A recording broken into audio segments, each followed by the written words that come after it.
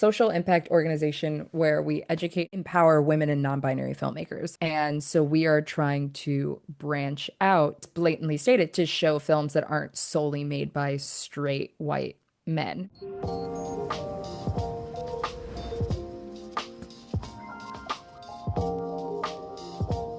What is going on, everybody? How you doing? Welcome to another episode of Boarding Pass. I am your pilot, Denzel Whitaker, joined by...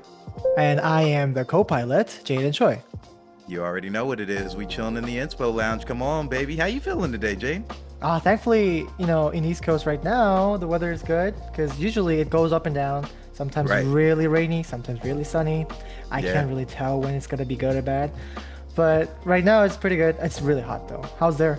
It's about that season, isn't it? It's like Yeah. that muggy season, yeah. Yeah. No, it's nice out here. I mean, listen, if you're not outside before like 9, 10 a.m., Yeah. you pretty much just melt for the rest of the day. Ooh. So, you get your errands done, you go out, and then you're just sweating. But I assume that's everywhere right now. Yeah, it's the summer, and that's why I really love being in the lounge right now. It's cozy. Right, right. Love the temperature here. Where we have environmentally controlled AC. I know. Yeah. Makes so much Right. difference. It doesn't it? Oh Yeah. man, it does. But we don't want to hold our guests. We don't want to hold our frequent flyers for a while, right? Because we have somebody special coming to the stage. You want to give us our check-in info? Yes, sir. All Let's right. see. Name, Mhm. Kourtney Bell, aka Koko. I love Koko. Koko is such a cute name. This Right? is, yeah. Have a cup of cocoa. Whoever, whoever came up with this nickname deserves the credit. Nationality, USA. Occupation, actress and director. And importantly, she's a founder of Not Your Daddy's Films. And I love the name of this. Woo woo. Oh, We got our daddy hat on today, you know? I see what you Yep. got on your hat. Yeah. And most importantly, she believes that she can work miracles through mindset.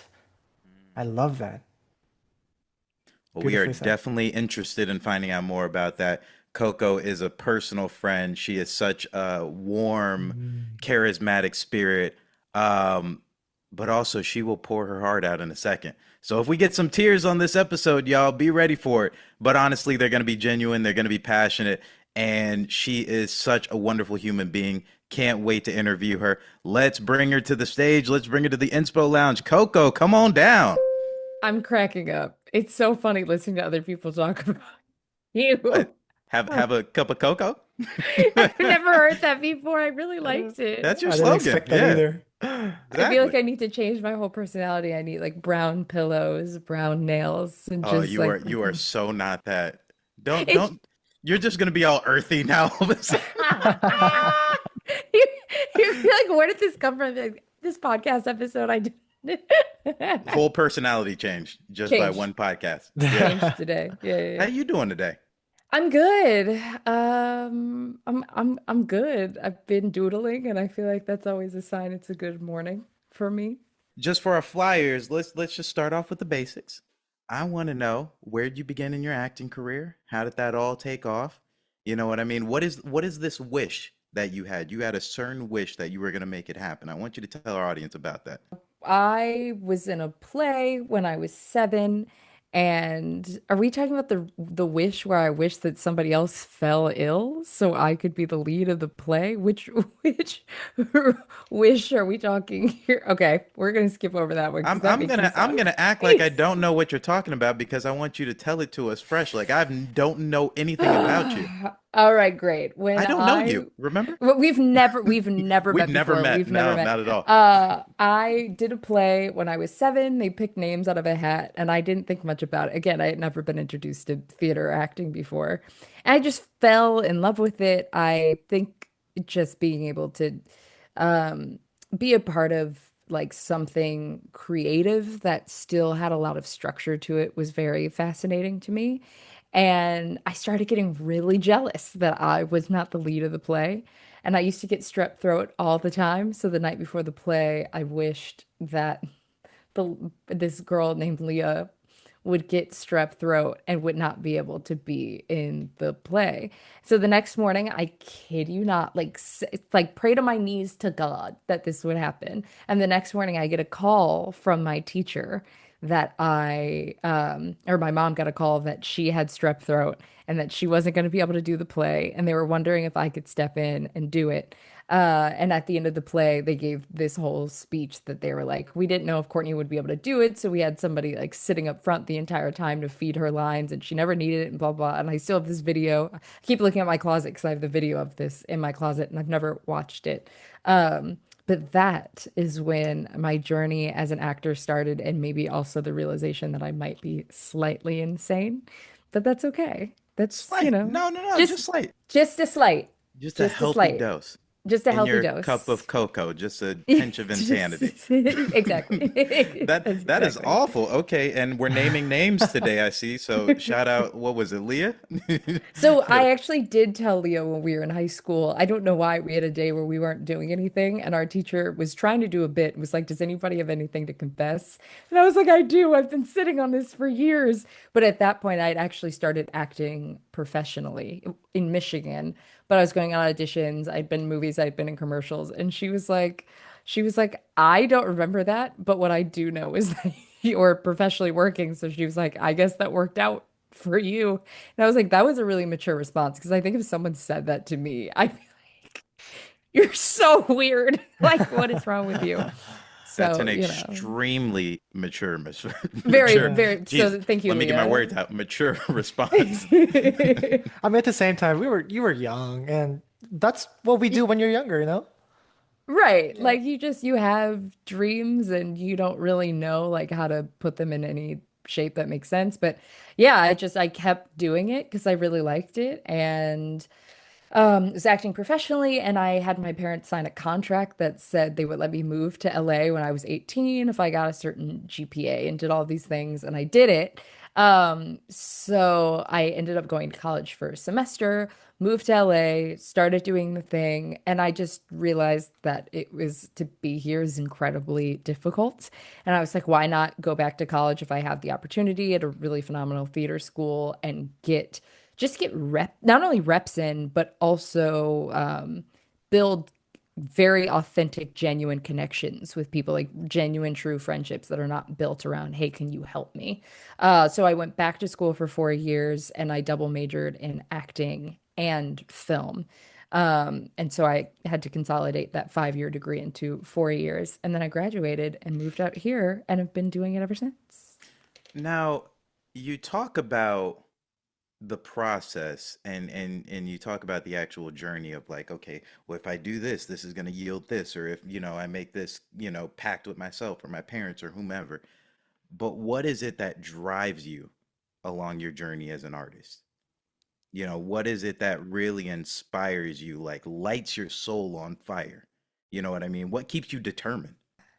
Julia Cameron asks me the same question every morning when I do the artist way. I don't know if you guys have ever heard of that. So I've been trying to figure that out, I guess, to be honest. I think that whatever the rationale is, I don't know if it makes sense to me yet, but it's just the only thing that I really, truly enjoy doing. I don't know why that is the answer, but it's the only thing that makes me feel like genuinely excited to live. Like it feels like a life experience. And it feels very much like it's for me.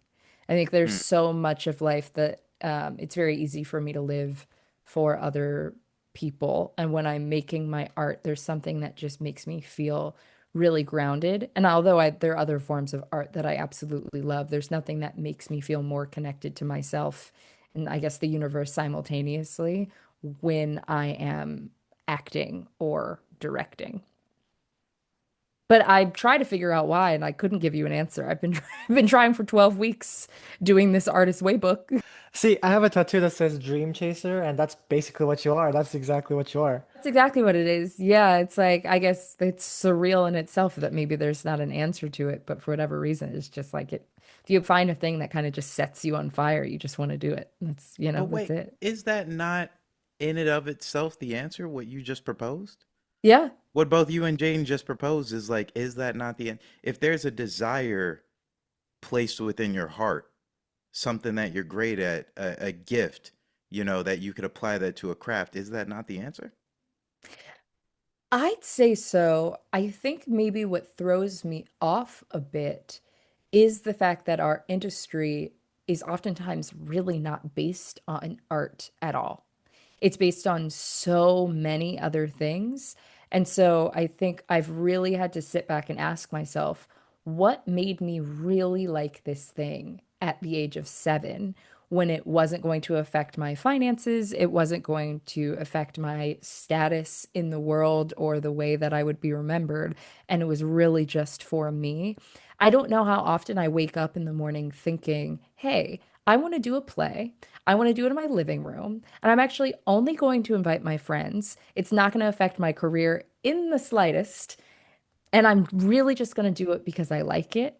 I can't remember the last time I allowed myself to do something like that.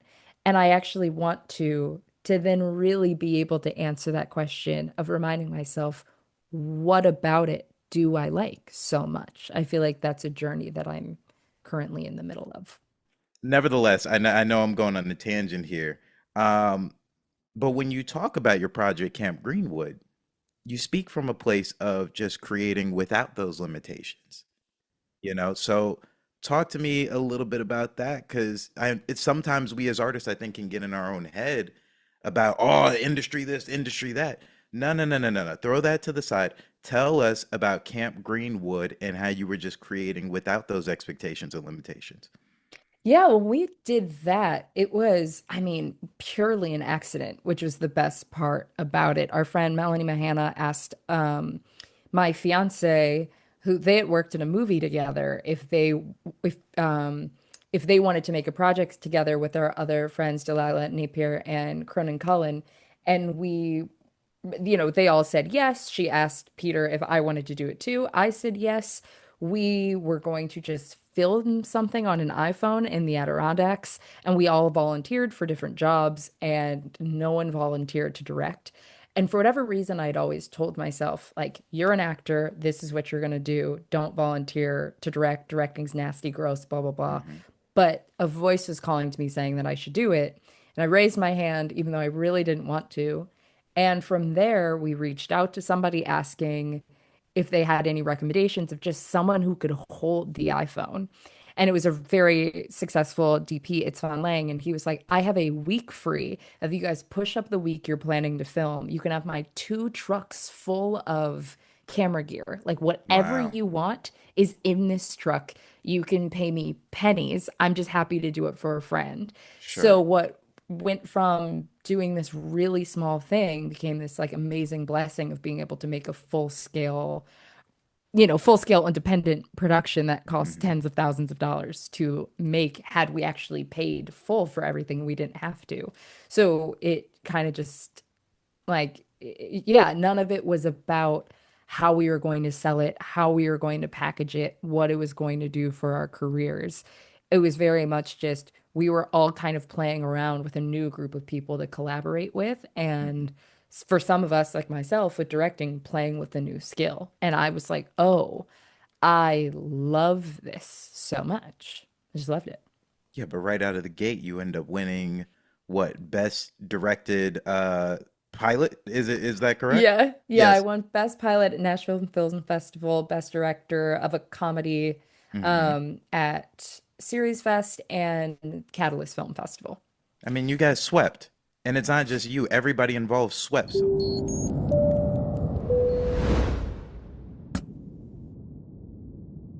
your social impact side of you, I feel like, has allowed you to blossom in new ways. I mean, just me personally, seeing you take that proactivity within this organization, Not Your Daddy Films.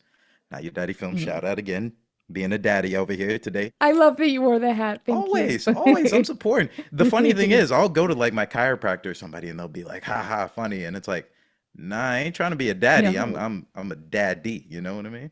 I'm a Yeah, yeah, daddy yeah, and yeah. I'm supporting Of an support. organization. Check it You out. always got to turn the hat because they're like, "Oh my God, you're a father." Yep. No, no, I'm not. No, No, no, no, God. No babies. No not at all. babies. Just so you know, Denzel does wear that hat a lot. I've seen him wearing Do you quite a lot of really? Yeah, times, Oh, like daily yes. That means basis. it's working. it is That's the working. I goal. almost didn't buy it at first, but I had to support. You I did. know. And Yeah. then you get kind of You hooked. do. You You become a know? daddy. So let's tell each other, what does it mean to be a daddy? Talk to me about this organization. What does it mean to be a daddy? Well, Not Your Daddy's Films is a social impact organization where we educate and empower women and non-binary filmmakers, which is a fancy way of saying we throw parties and we watch short films. And to us, what it means to be a daddy is the fact that up until 2010 maybe years ago. I mean, still not even really today. What you would see on TV would be a very small group of like-minded individuals making art that reflected their own life experience. And so we are trying to branch out to just be able to just blatantly state it, to show films that aren't solely made by straight white men. Not that there's any problem with that. It's just more so how can we also share space with them as well? So you're not just watching the movies that your father grew up watching. And to be that, yeah, that is what it means for us to be a daddy, just a person in community who just loves filmmaking and likes to get drunk and talk about it and is open to other people's ideas of what filmmaking is and what makes art good. I think this is very inspirational because art is all about like sharing with different people, and like it's not always supposed to be just for one demographics or just one type of groups. It's for everybody, Yeah. everybody who wants to enjoy the format of art that we're doing, film, not only film, any form of art. Mhm. And I really appreciate how you opened it up for different groups as well, for to be able to enjoy this art, and that's very inspirational. Thank you. Real quick, if I may, because again, I'm such a champion of Not Your Daddy films, right? Um, Talk to me about the fulfillment of bringing that to life, because the organization, like, it is incredible to watch, the women who run this organization. Each of you have your own individual pursuits, and like you said, you're doing your own thing within your acting career, within, your life as an artist, and this has created such fulfillment for you personally that I get to see and get to watch and get to see your eyes light up as you move through a room and gather all of your friends together. And it is, I mean, essentially how we started this, getting your friends in your living room and performing, not you yourself performing, but talk to me about the fulfillment of creating this organization and what it's even taught you as a person. Ugh. Well, so there are five of us, and we're like the Spice Girls: Catherine Hughes, Nicole Lip, Vika Stubblebine, and Carly Tamarin. And we all have different styles of art that we enjoy.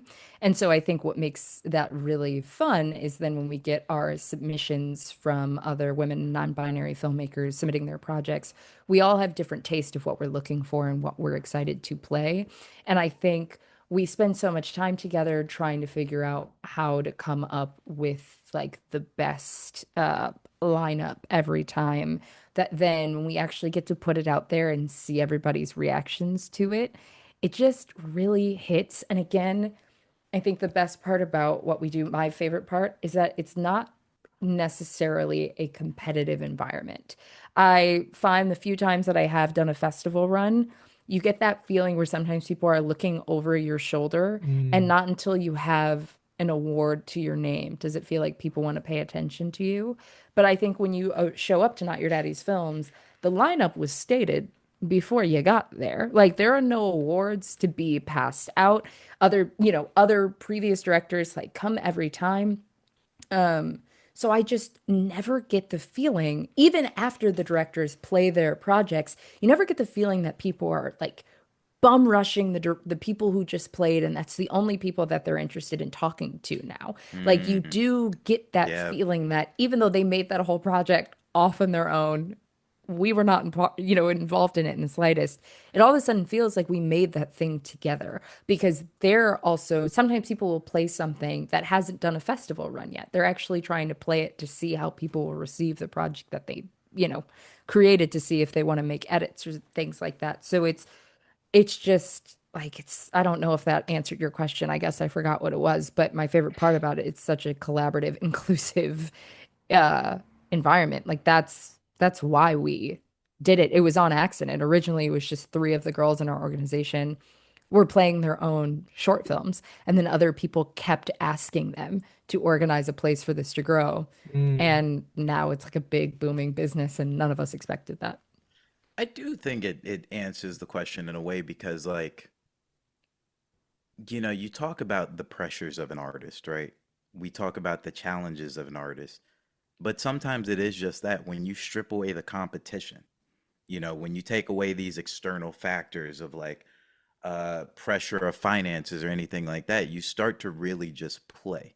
Yep. And I found that at least in my own career, maybe Jayden or yourself, you could attest to this, is like the best work really comes when there's no competition. There's nothing in sight. It's you following your Yes. path, you're following your divine alignment, And it seems Yes. like, you're using your skill set, your craft, your worked on, innate gift that you have to share that with other people. And even if it's not directly you performing, it's your love of the arts.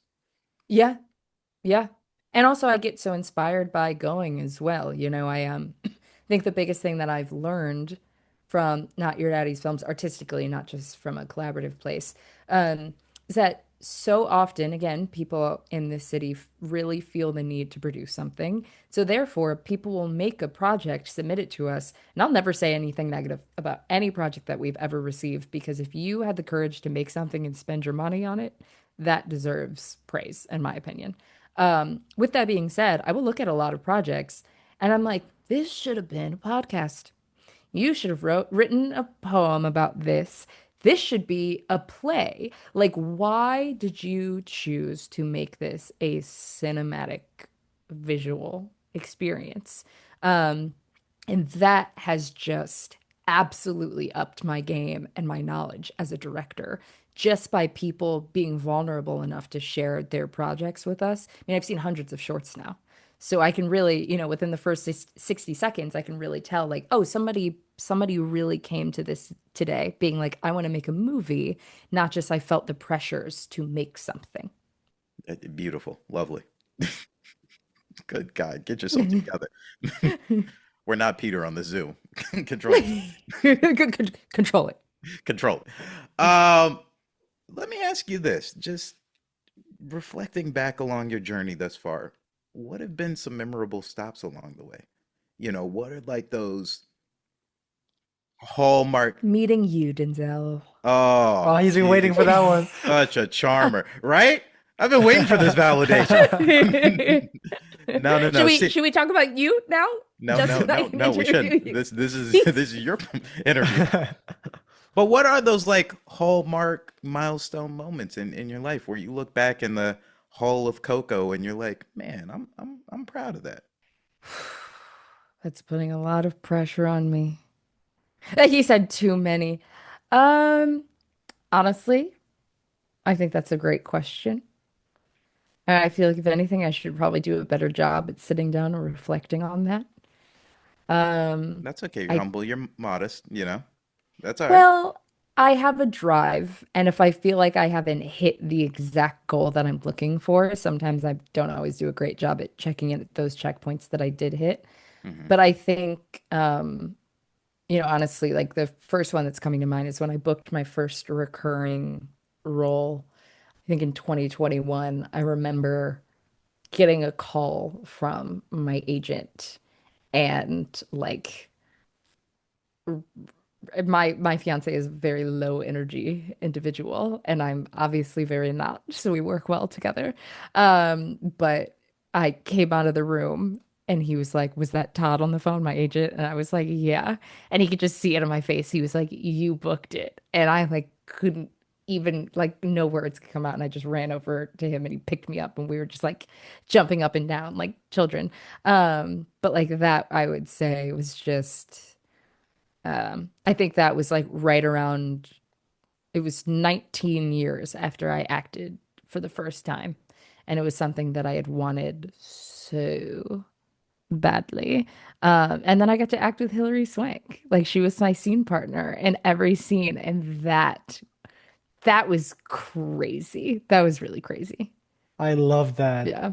I love that. I felt I got chills by the way because He's a you know cancer. I am a cancer. That's how you know. But yeah, just, I as a person who has the same maybe similar amount of passion towards even same things, Hmm. film, acting, there are a lot of individuals out there listening to this maybe, hopefully, will also have same goals, who wants to be there, where you're at.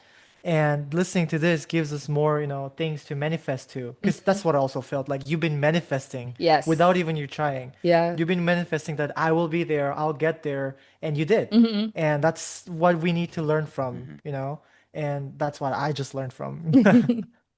Am I just being too much cancer? No, No, no, no, no. no, Pour no. your heart out, man. Listen. But let's all cry together. Yeah, I get Right. too emotional, I No, guess. no tears thus far. I am a little surprised. But here's what I will ask, just as we're, starting to wrap up here. In the Inspo Lounge, we love to inspire others for change. We love to inspire others to use your voice. Which, you've demonstrated already how you've done within your career, through your organization. Number one for our audience, how do people get involved with the organization? But number two, for those right now listening, for those right now watching, seeing you do your thing, and I do want to give you your flowers because you are doing your thing. You know, take all of that high expectation, take all of that, oh, well, I'm not here, blah, blah, blah. Coco, you are here for a reason, and we're interviewing you for a reason because you're doing outstanding work within the community and just outstanding work within your own personal journey. And I just want you to know that Mhm. before the young girl who's watching, listening, the young man, whomever it may be, what do you have to say to him? Oh my God. What was the first part of the question with not your daddy's How, films? how do people get involved? But we'll get to that in a second. Just start with the last question. Okay. Um, wait, giving them advice? I All right, froze. I can't be complimented. it's a slow morning. Yes, Coco, give me an advice because I would need to listen to this. You're Give me this some this is the advice. Inspo Lounge. You're absolutely This is the, killing it. oh, right. That's true. Yes. Okay. Okay. What Okay. what what do you have to share with I'm those who listening. want to Hmm. be, where you're at? All right, Yeah, me. guys. Literally me. You know what? I will say this. Not Your Daddy's Films also has a podcast as well. And we find it really important to bring artists in who maybe you don't knee jerk know by name, but you know their projects. And something that I've found to be really inspirational listening to the people that we interview, and I feel like I've brought it into the interviews that I do, is that sometimes when I'm sitting at home listening to Lupita Nyong'o talk about her career, it can almost, I adore that woman with my heart and soul. And sometimes it can almost feel a bit stifling because I didn't graduate from a master's program to immediately winning an Oscar. You know what I mean? And so I think sometimes it can actually be really beneficial to hear the honest truth of where people are at in their journey when it's not always the easiest time in the process. I never want to come off as a person who's saying that don't do this career. It's too difficult. It's too challenging. I wouldn't be doing that if that was the case. I love it, but there are always going to be ups and downs. And I think right now I'm definitely in the middle of a process of figuring out what the next what like my next puzzle piece is, what my next like ladder step is. And so it's interesting being interviewed in a place where I'm building that foundation rather than sitting solidly on the next step. But hopefully, maybe there's inspiration, I guess, to take from that, that part of the like the best part about being in the position that I'm in right now is reminding myself of how good it's going to feel when I do make that play that's in my living room. You know what I mean? Like I keep talking about it, so that means I'm going to do it, right? I don't know when, but it's going to happen. I've seen all of these short films from Not Your Daddy's Films, and now I'm going to make my next project or make that one woman show or, write a book of poems, who knows? But I feel like I have been in my winter season and I feel like I'm approaching the spring. And so I would say, like, that is the inspiration. Hopefully, maybe that sometimes when you listen to podcasts, you predominantly hear about people's summers. And that's not always, although wonderful, not always the most tangible. Mm. So that is my answer to that portion. Well, speaking of next step, I actually wanted to ask you, Yeah. we did mention about manifest just a couple Mm-hmm. minutes ago. Um, I want to hear as your career, your Mm-hmm. journey goes on, move on, and we're currently in, Boarding Pass podcast in this beautiful Inspo Lounge.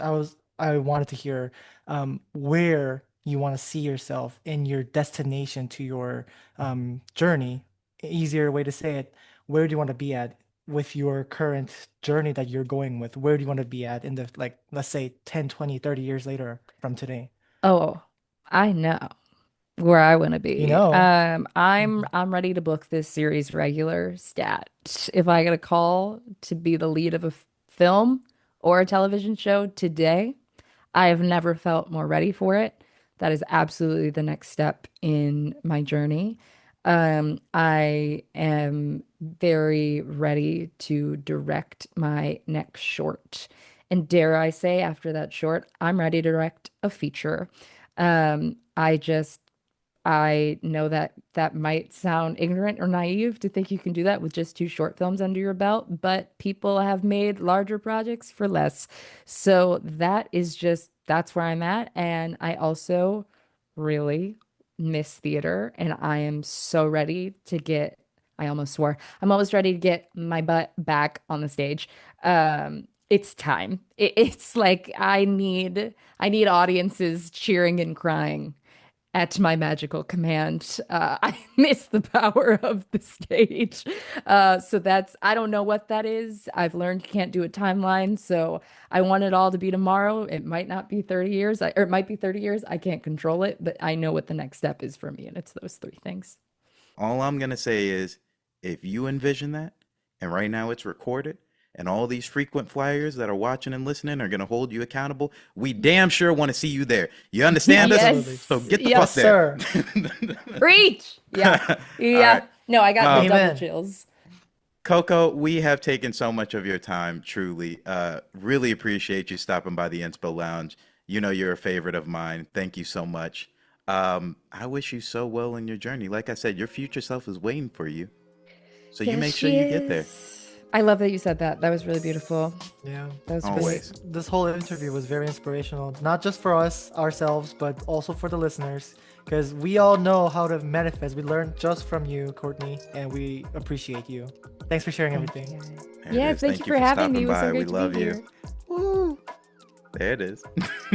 here. All right. That's another episode of Born Pass. You already know what it is. We will see you next time, frequent flyers. This is your pilot, Denzel Whitaker, and Co-pilot Jayden Choi. that's right, signing out. Peace.